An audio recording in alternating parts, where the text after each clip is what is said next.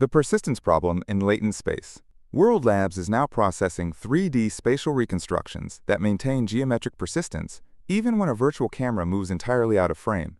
While standard video diffusion models treat depth as a learned visual artifact, the marble model architecture generates a discrete spatial state. This means the objects in a generated scene are not just consistent pixels, they are coordinates in a 3D volume. In recent tests, this method maintained object placement across complex occlusions where 2D models traditionally hallucinate new geometry. This distinction is the core of their new API, which prioritizes structural permanence over raw visual fidelity.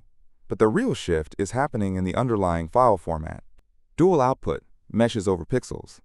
The Marble 1.1 API uses a dual output mechanism that produces both high-fidelity triangle meshes for rendering and lower-resolution collider meshes for physics engines. By separating visual style from physical boundaries, developers can query a scene for mass, gravity, and collision points without post-processing the visual data. This bypasses the multi-view consistency checks that make traditional Gaussian splatting computationally expensive for real-time applications. However, the system is currently limited by a memory ceiling that causes cubist artifacts and texture scrambling in scenes with high foliage density or complex lighting. It is a geometry engine first and a renderer second. This leads to a specific trade-off in how the model handles movement. The Taxonomy of Spatial Intelligence.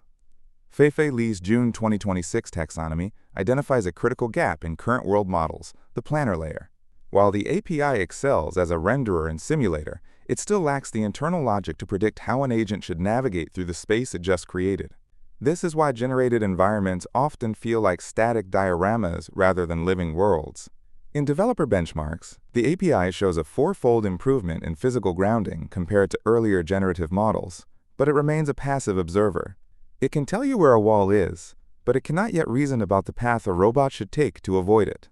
This absence of agency is the primary bottleneck for robotics teams using the platform for synthetic data generation.